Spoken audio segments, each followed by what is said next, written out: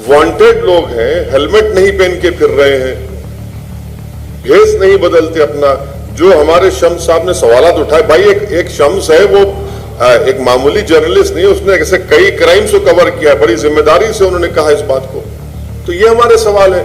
आप मिट्टी में मिलाना चाह रहे हैं तो भाई जेल में डाल के मिट्टी में मिलाओ ना उनको, कौन रोक रहा है आपको? जब इतना सॉलिड एविडेंस आपके पास है, कम से कम सही तो लिख देते भाई। गाड़ी कैसा, भाई 5 फीट की ऐसी कौन सी गाड़ी है आपके पास जो 5 फीट गाड़ी चढ़ के आती है? हमको तो नहीं मालूम। हाँ, मगर ये हमको समझ में नहीं आ रहा है कि सेलिब्रेट क्यों कर रहे हैं, जश्न क्यों मना रहे हैं इसका। याद रखिए, अंग्रेजी की कहावत है कि what goes round comes around. Celebrate करने, भाई क्या एक आप त्योहार का माहौल बना रहे हैं, सेलिब्रेट कर रहे हैं उसको। जब वो जो एक्यूज, जिसको एक्यूज बता रहे हैं, उसका वीडियो में फोटो आ गई उसकी, चलिए सरकार ये कह देना कि मरने वाले कुछ कल जो हमने एनकाउंटर किया यही उसकी फोटो है, तो फिर एविडेंस था आपका, नहीं था ना एविडेंस? आप सजा दिलाते उसके ऊपर। आप भाई जेल को जाते, महात्मा गांधी के कातिल को गोली मारी गई या जेल में डाला गया, बताइए, और सजा हुई नहीं हुई उसको, जो भारत का सबसे पहला टेररिस्ट गोडसे एनकाउंटर कर दिए थे। क्या गांधी से बड़ा कोई हो सकता है क्या? पकड़ा गया ना उन लोगों, सजा हुई लोगों को।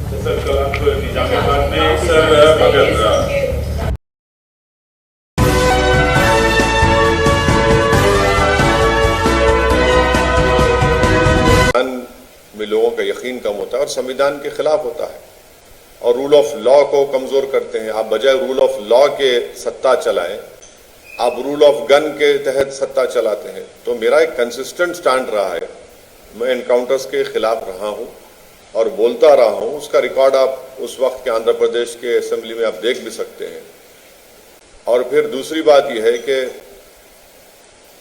मेरे भाई के ऊपर जालिम लोगों ने 2011 या 12 में हमला किया था, उनकी जान लेने की कोशिश की, और अकबरुद्दीन ओवैसी के ऊपर करीब 25 या 30 चाकू के वार किए गए थे और उनके जिस्म में कई गोलियां मारी गई थी। ये तो अल्लाह का करम था, जब अवाम की दुआएं थी, वो बच गए।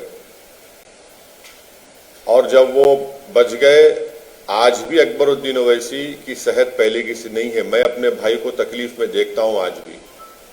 हफ्ते में कोई ऐसा दिन नहीं जाता जहां पर अकबरुद्दीन ओवैसी को अपने घर में बैठना पड़ता है, क्योंकि वो जो हमला उन पर किया गया था उसकी वजह से उनकी सेहत पहले की तरह नहीं रही। मगर ये उनकी एक बहादुरी है, उनका एक जिद बोलिए कि वो अपना काम करते हैं। तो जब अकबरुद्दीन ओवैसी जिंदगी और मौत की लड़ाई लड़ रहे थे, तो उस वक्त भी कई लोगों ने मुझ पर आकर ताने मारे कि आप क्या कर रहे हैं लोगों के खिलाफ, जिन्होंने वो जालिम लोग जो अकबरुद्दीन ओवैसी पर जानलेवा हमला किए थे। मैं आपको बताना चाह रहा हूं कि मैं 1998 में करीब 50 दिन जेल में था। जब आप जेल में रहते हैं तो बहुत से हमा किस्म के लोगों से आपकी मुलाकात होती, तो ऐसे कई लोग भी बोलना शुरू कर दिए। तो मैंने उस वक्त जो कमिश्नर ऑफ पुलिस थे उनको फोन करके बोला कि जो ये एक्यूज को आपकी पूरी सिक्योरिटी बढ़ाइए और इनको कुछ ना हो। और मेरा पूरा यकीन ये था कि इनको कुछ नहीं होना चाहिए, इनको हम कोर्ट से सजा दिलाएंगे। अकबरुद्दीन ओवैसी के अगर आप वो वीडियो देखेंगे, उसमें एक शख्स उनको मारने जा रहा था, उसका वीडियो है, और उसको टीम बनाई गई, एक इन्वेस्टिगेटिंग ऑफिसर बनाया गया, और वो इन्वेस्टिगेटिंग ऑफिसर की टीम ने उन एक्यूज को सजा दिलवाई। बास को कोर्ट ने छोड़ दिया, हमको तकलीफ है कि कोर्ट ने छोड़ दिया। मगर 307 में वो आज क्रिमिनल लॉ में वो केस को एज ए केस स्टडी सिखाया जाता है कि कैसे 5 साल उनको जेल में रखा गया अटेम्प्ट टू मर्डर केस में। अब यहां पर आप देख लीजिए, यहां पर भी अगर आप बता रहे हैं, मीडिया बता रहा है, गवर्नमेंट से तो कोई नहीं कहा अभी तक, प्रशासन से, कि वो जो एक्यूज की फोटो है उसी की है। मगर फोटो दिखाया जा रहा है कि एक लड़का है गोरा सर का, उसके हाथ में वेपन है। जब आपके पास वीडियो एविडेंस है तो आप उसको सजा दिला सकते थे ना। आप हम आज भी पूछ रहे हैं कि क्या वो उसी लड़के की फोटो है जिसको एनकाउंटर में उसकी मौत हो गई। तो ये मेरा एक कंसिस्टेंट स्टैंड रहा है। अब मेरी गाड़ी पर गोलियां चलाई गई 1 साल पहले, तो क्या मैंने आपके सामने आकर कहा कि उनका भी एनकाउंटर कर दो? मैंने नहीं कहा इस बात को। मैंने कहा उनके पीछे कौन लोग हैं, उनके पीछे कौन सी आइडियोलॉजी है, उनके पीछे कौन सी सरकार उनको सपोर्ट कर रही है। और जब उन लड़कों को, एक्यूज को, जो गाड़ी पर गोलियां चलाई, उनको बेल मिली, तो मैं सुप्रीम कोर्ट गया और सुप्रीम कोर्ट जाके उनकी बेल कैंसिल करवाया मैं। तो मेरा ये कंसिस्टेंट स्टैंड है। और आज मैं आपको बता रहा हूं कि जो हमारे शम्स साहब ने, आप मुझे माफ कर दीजिए क्योंकि किसी एक जर्नलिस्ट का नाम लेना मैं जानता हूं वो ठीक नहीं है, मगर मैं मजबूर हूं कि शम्स ताहिर खान ने, जो जिस टीवी चैनल को काम करते हैं, उन्होंने रिपोर्ट पेश की, उन्होंने एफआईआर नंबर 0076 का हवाला दिया, जिसमें वो बता रहे हैं कि सरकार, पुलिस खुद लिख रही है उस एफआईआर 0076 में कि ये जो एनकाउंटर का साइट है, जहां पर ये कच्चा रास्ता है और वहां पर आपके फैक्ट्री है, पावर फैक्ट्री है, पतीची पावर डैम है, ऐश डैम है, उस रास्ते पे गाड़ी जो है 15 से 20 किलोमीटर की स्पीड से, रफ्तार से नहीं चलती, और वहां पर उसको गोली मार दी है। एफआईआर में पुलिस लिखती है कि पीछे से भी पुलिस की टीम आई। शम्स साहब बता रहे हैं कि भाई पीछे तो दीवार है, गाड़ी कैसे आएंगी, गाड़ी कैसे आएंगी? शम्स साहब कह रहे हैं, मैं नहीं कह रहा हूं। वो आदमी को तजुर्बा है इन तमाम क्राइम्स की रिपोर्टिंग का। वो क्वेश्चन उठाए, मैं भी क्वेश्चन, उन्हीं की बात को लेकर मैं क्वेश्चन उठा रहा हूं कि गाड़ी पीछे से कैसे आती है। अच्छा, दूसरी बात यह है कि 45 दिन से ये दोनों वांटेड थे। भाई अगर आप देखेंगे ना, क्रिमिनल्स की या जो भी ऐसे हत्या में एक्यूज होते हैं, विकास दुबे का देख लीजिए, उसने अपने पूरे बाल निकाल लिए थे। तंदूर के सुशील शर्मा पूरा क्लीन शेव हो गया था। गाड़ी पे नंबर प्लेट नहीं है और 45 दिन से इनको ढूंढा जा रहा है, क्योंकि उनका वीडियो दिखाया गया। फिर वही शम्स साहब बताते हैं कि गाड़ी की चाबी नहीं मिलती, गाड़ी को धोकर पुलिस स्टेशन लेकर चले जाते हैं। तो इसीलिए ये पूरे क्वेश्चंस उठ रहे हैं, और इन क्वेश्चंस के मुद्देनजर, खैर वो सुप्रीम कोर्ट के गाइडलाइंस के तहत अब तो इंक्वायरी होगी, मगर मेरा मानना यह है कि एनकाउंटर, जो सो कॉल्ड एनकाउंटर है, वो नहीं होना चाहिए। यकीनन उमेश पाल हो, राजू पाल हो, हमारे को उनसे हमदर्दी है क्योंकि उनकी हत्या की गई उन लोगों की। हम कैसे उस हत्या करने वालों का साथ देंगे? मगर एक प्रोसेस है, कानून है, संविधान है, आप उस तरह सजा दिलाइए ना उनको। कौन रोक रहा है आपको? आप सजा दिलवाइए, उनको लाइफ दिलवाइए। आप जब आपके नहीं वीडियो है, आप वीडियो में बता रहे हैं ना, तो वीडियो को क्यों इस्तेमाल नहीं करते आप? तो ये हमारा मानना है, और इसीलिए हम कह रहे हैं कि हम वायलेंस को कंडेम करते आए, हत्या को कंडेम करते आए। मगर ये जो हमारे शम्स साहब खुद पुलिस के एफआईआर से ये बता रहे हैं कि लोग अपना भेष भी नहीं बदलते, हाँ, और फिर उस रास्ते पर लेकर जाते हैं जहां पर गाड़ी 15 से 16 किलोमीटर तेज रफ्तार से चल नहीं सकती। एफआईआर में कहा जा रहा है कि पीछे से टीम आई, पर पीछे तो दीवार है, पीछे दीवार है। फिर ये क्या हुआ है? तो ये सवाल जो उन्होंने उठाए हैं, ये बिल्कुल सही उन्होंने उठाए हैं, और इसीलिए हम कह रहे हैं कि एनकाउंटर नहीं होना चाहिए। हम किसी माफिया डॉन की सपोर्ट नहीं कर रहे हैं, मगर हम एनकाउंटर के खिलाफ थे और एनकाउंटर, सोकल एनकाउंटर्स के खिलाफ रहेंगे। एनकाउंटर से आप ये बता रहे हैं कि आपके पास इन्वेस्टिगेशन स्किल नहीं है, आप एनकाउंटर करके ये बता रहे हैं कि आपके पास सॉलिड एविडेंस नहीं है। अगर होता तो आप पकड़ते, सजा दिलाते उन लोगों को। सर, योगी आदित्यनाथ का स्टेटमेंट है जहां पे उन्होंने कहा है कि मिट्टी में मिला देंगे और ऐसे माफिया को मैं आपसे एक ही सवाल कर रहा हूं। जो वीडियो में जो लड़के की फोटो दिखाई गई और जो लड़के को कल मारा गया, गवर्नमेंट ये बोल दे कि दोनों एक हैं, नंबर 1, दोनों एक हैं, वो फोटो और जो कल मारा एक है, बोल दे गवर्नमेंट। अब तक नहीं बोली गवर्नमेंट। जब वो एक है तो आपके लिए तो सॉलिड एविडेंस था ना। और फिर ये जो FIR 0076 में आप कह रहे हैं कि पीछे से टीम आई, पीछे तो दीवार है, कैसे आती दीवार में? और फिर वो उसका चेसी नंबर भी मिटा दिया गया। वांटेड लोग हैं, हेलमेट नहीं पहन के फिर रहे हैं, भेष नहीं बदलते अपना। जो हमारे शम्स साहब ने सवालात उठाए, भाई एक शम्स है, वो एक मामूली जर्नलिस्ट नहीं है, उसने ऐसे कई क्राइम्स को कवर किया है, बड़ी जिम्मेदारी से उन्होंने कहा इस बात को। तो ये हमारे सवाल है। आप मिट्टी में मिलाना चाह रहे हैं तो भाई जेल में डाल के मिट्टी में मिलाओ ना उनको, कौन रोक रहा है आपको? जब इतना सॉलिड एविडेंस आपके पास है, आप मिलाइए उनको। अब फिर अब लोकल बॉडी के इलेक्शंस आ रहे हैं, अब है 10 मई को पोलिंग है 2 चरण में। आपको कहना है कि लोकल बॉडी नहीं, मैं करने के लिए मुझे नहीं मालूम, हो सकता है, नहीं मालूम, मैं क्या बोल सकता हूँ, मुझे नहीं मालूम। लेकिन हो सकता है, आपका कहना है कि नहीं, इलेक्शन नहीं, इलेक्शंस का तो शेड्यूल अनाउंस हो चुका है ना। सर, आप ये बोल रहे हैं कि इनकाउंटर नहीं होना चाहिए, ये बात सही है कि इनकाउंटर से बचा जाना चाहिए, लेकिन पुलिस की मजबूरी हो जाती है कभी कभी, क्योंकि उसमें कई पुलिस वाले भी हलाक होते हैं। आपने जो उमेश पाल की हत्या हुई उसमें देखे 2 पुलिस वाले बेचारे मारे, यकीनन मारे गए। इससे हमने सुनिए, अपराधियों को खुला छोड़ देना चाहिए? नहीं, खुला नहीं। देखिए, एक मिनट सुनिए, नहीं आ रहा है तो गोली चलाना चाहिए। एक मिनट सुनिए। मैंने उमेश पाल, राजू पाल की हत्या को कंडेम किया है, और जिस किसी की भी कोई हत्या करता है उसको कंडेम करना चाहिए। कानून को कोई अपने हाथ में नहीं ले सकता है।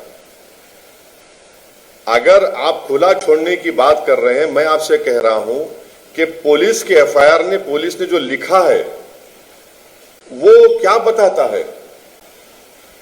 वो क्या बताता है बताइए ना आप मेरे को। सामने से एक टीम गई, पीछे से टीम कैसे आएगी भाई? दीवार है वहां पर, गाड़ी आ ही नहीं सकती, आपको कूद के आना पड़ेगा। आप गाड़ी से आ रहे हैं। एक मायानाज सहाफी है और उस रोड पर खड्डे हैं, वहां पर आपके फैक्ट्री है पावर की, क्या है, प्रतीची पावर डैम है, ऐश फेंका जाता है पूरा, ये सब चीजें हैं। कौन कह रहा है खुला छोड़ो? कौन कह रहा है? आप देखिए, अगर आप रूल ऑफ लॉ को फॉलो करेंगे तो बराबर उन लोगों को पकड़ा जाएगा, सजा भी होगी उन लोगों को। मगर ये हमको समझ में नहीं आ रहा है कि सेलिब्रेट क्यों कर रहे हैं, जश्न क्यों मना रहे हैं इसका। याद रखिए, अंग्रेजी की कहावत है कि what goes round comes around.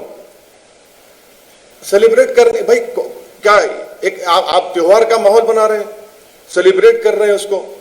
जब वो जो जिसको एक्यूज बता रहे हैं, उसका वीडियो में फोटो आ गई उसकी, चलिए सरकार ये कह देना कि मरने वाले कुछ कल जो हमने एनकाउंटर किया यही उसकी फोटो है, तो फिर एविडेंस था आपका, ने था ना एविडेंस, आप सजा दिलाते उसके ऊपर। आप भाई जेल को जाते, महात्मा गांधी के कातिल को गोली मारी गई या जेल में डाला गया बताइए, और सजा हुई नहीं हुई उसको, जो भारत का सबसे पहला टेररिस्ट गोडसे एनकाउंटर कर दिए थे। क्या गांधी से बड़ा कोई हो सकता है क्या?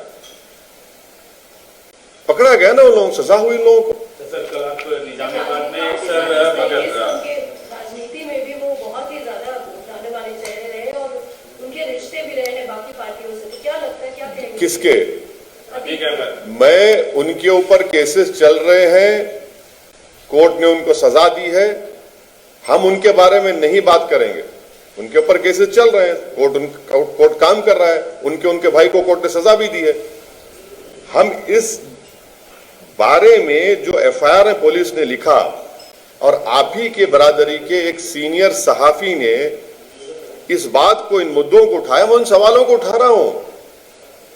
अच्छा सर, कल निजामाबाद में जो आप बोले कि टारगेटेड ये इनकाउंटर हो रहे हैं, एक विशेष मजहब को निशाने पर रख के किया जा रहा है, इसके पीछे आपका क्या? इसके सुनिए, इसके पीछे ये है कि आप ही के सहाफी बरादरी में एक बहादुर सहाफी है जिसका नाम नेहा दीक्षित है, जिसने पूरा डेटा देकर कंपाइल किया है, पढ़ लीजिए उसको। आप लोग नहीं पढ़ना चाहते उसको, सर अपराध नहीं को नहीं अपराध अरे उसको अरे रिलीजन से क्यों काट रहे नहीं नहीं अब यही तो हम पूछ रहे हैं आपसे। हैं? सर आप भी विकास दुबे की बात कर नहीं रहे हैं। नहीं ठीक है, विकास दुबे का हुआ, उसके बाद क्या हुआ, उसके बाद क्या हुआ, वो रिपोर्ट है। अब आप अगर आपने जर्नलिस्ट कम्युनिटी को प्रो गवर्नमेंट चमचा गवर्नमेंट में ग्रुप में डालेंगे तो मैं नहीं कुछ कर सकता उसको, तो आपके ऊपर है। जर्नलिस्ट मेरे ख्याल जर्नलिस्ट होता है। अगर आप बोल रहे नहीं वो प्रो गवर्नमेंट है या एंटी गवर्नमेंट है तो भाई हम नहीं मालूम कौन अपना सोल बेच रहा है, जमीर बेच रहा है। सहाफी सहाफी होता है, उतना काम करता है। 2017 से लेके मगर सर अभी इतना जल्दी ये कंक्लूजन पे कैसे? मैं क्वेश्चन उठा रहा हूं। नहीं अरे बिल्कुल सही बोल रहे आप। देखिए ब्रिटिश बुलडॉग था और फॉरेन मेड मतलब नहीं तो बुलडॉग भी मारा गया क्या? तो सर नहीं बुलडॉग मारा गया कल? उनके पास जो गन था वो जो दो गन नहीं सही है कंक्लूजन पे इतना नहीं सही है। मुझे भी जब गोली चलाई गई थी वेपन मिले, मेरे पे भी मेरी गाड़ी पे गोली चली थी ना, मैं तो मरते मरते बचा। 6.5 फीट से कमीनों ने मारा मुझे, कम से कम सही निशाना भी नहीं मार सके। उनके पास भी वेपन निकला, गोडसे के पास भी वेपन निकला, नाथुराम गोडसे के पास वेपन निकला। अब उसमें डिटेल में जाऊंगा तो और एक कंट्रोवर्सी हो जाएगी, किसने वेपन दिया था वो अलग बात है। वेपन तो निकला, वेपन है। कौन बोल रहा है वेपन? कौन बोल रहा है कि फूल फेंक के मारे? गोली चलाई ना। हम ये बोल रहे कि भाई ये आपके एफआईआर में आप लिखे, कम से कम सही तो लिख देते भाई। गाड़ी कैसा, मैं 5 फीट की ऐसी कौन सी गाड़ी है आपके पास जो 5 फीट गाड़ी चढ़ के आती है? हमको तो नहीं मालूम। खुद क्या है सर? हाँ खुद क्या है? नहीं, आपसे पूछ लेते तो शायद वो नहीं लिखते। कूद क्या है बोलते, आपसे पूछे नहीं, गलती कर ली आपसे पूछना चाहिए था कि आप अक्लमंदी की बात कर रहे हैं।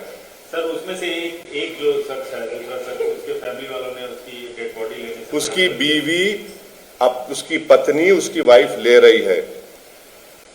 पत्नी तो ले रही है ना, अब पत्नी को क्यों नहीं दिखाते मीडिया के लोग? हम बताए सर? नहीं, पत्नी का दिखाया आप तो नहीं आप लोग जो है मां को दिखाए हैं। पत्नी कह रही है, वो खुद मां कह रही है पत्नी है, वो जाके ले रही है। अब तो मर गया ना वो, अब लाश भी ना लें क्या, बोल दीजिए। ले रही है, पत्नी है, ले रही है अपनी लाश को। हम जो शम्स साहब जो अपने उस बेहतरीन एक्सपोजे में जो उन्होंने सवालात उठाए, मैं उन सवालात को उठा रहा हूं। एजेंडा क्या बोलते सर? मतलब इसके पीछे एजेंडा क्या है? क्या एजेंडा है मेरे को नहीं मालूम। एजेंडा आप लोग बोलो, एजेंडा क्या है? हम तो ये चाह रहे थे कि उमेश पाल हो, राजू पाल, अरे सजा दिलाओ भाई लोगों को। जिस किसी ने भी हत्या की उन पे केस चलाओ, सजा दिलाओ, जेल में रखो और जिंदगी भर सड़ा दो जेल में उन लोगों को। सर सजा कैसे दिलवाएं जब ये लोग गवाहों को ही मार रहे हैं? इनका एक टेरर रहा है, इनका करीब 3 दशक का क्रिमिनल इतिहास रहा है। एक बात सुनिए, आपको सीआरपीसी में प्रोविजन है कि आप ले जाकर स्टेटमेंट करवाइए विटनेसेस का, उसके बाद फाइनल रिपोर्ट करवाइए। एनएसए लगा सकते आप। अभी तो वो ड्रैकोनियन कानून है जिसमें क्या बोलते हैं, उसमें 120 दिन आप जेल में रहते हैं, यूएपीए। ऐसे सब आपके पास है ना। चलिए मेरा इख्तलाफ उस कानून से था है रहेगा, मगर अच्छा ये बोलिए वीडियो एविडेंस आपका नहीं बोल रहे, लड़का ये वही लड़का। अरे भाई तो एविडेंस मिल गया ना आपको। जब आप तो अभी तक नहीं कहे कि वो मरने वाला वो फोटो वही है उसकी, मतलब आपके नहीं वीडियो एविडेंस से सजा ला सकते थे आप। वही है क्या? अगर है तो फिर सजा दिलवा सकते थे आप। बोल दीजिए है नहीं है, वो भी नहीं कह रहे आप।